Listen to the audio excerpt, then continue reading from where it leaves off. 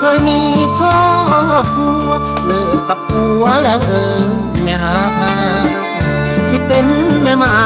ผัวตายยังไงก็ตาม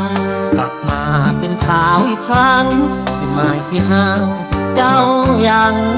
สิ่งลิงมังงคาดลาเจ้าหูป่าปัวมาตั้งพ่อหน้ากันมองลงมาคุ้มคักแล้วสาวแม่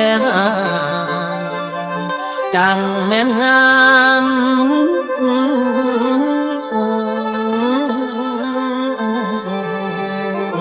ละนา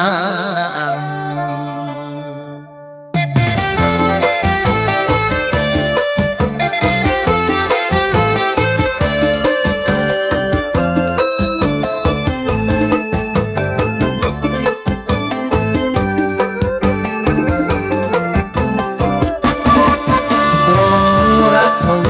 เขาแล้วแผ่วเบาโน้สาวไม่ห่างอุดหนุน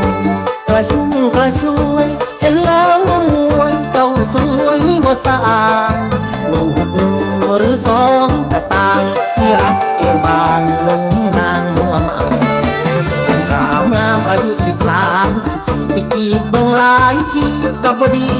สักเจ้าแม่ทางเธอช่างตาหวานรอยยิ้มบังคลานสร้างใจบ่เศร้าได้เห็นลูกเล่นแมวขาวลงรักลงยาวเข้าเป็นหัวใจไหลหลายทางผ่านมาก็หลายบอนก่อนสอนแต่เจ้าสาวสำน้อยบอกสนน้ำเหลือล้นเป็นหนูมีสองคิดอยากของหัวใจเมื่อปลายวัน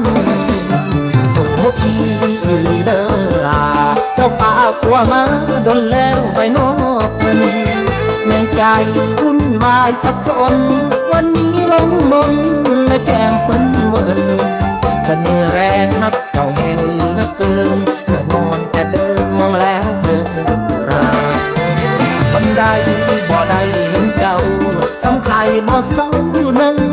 รถตาคงต้องตายหากไม่ได้เกี่ยวตามาเกิดสีพันละยานขอลาไม่มาเยอะว่าเขาใช้ตามสารว่าเอาเมื่อไม่ห่างทางอายบอก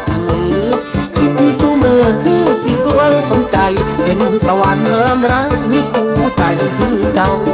เอาจังสีเอาทั้งที่ดีบองตัดสินใจต่อสิขอเจ้าแต่งงานเมื่อหอดบ้านจะบอกแม่ไปหาเอาเท่าไหร่ราคา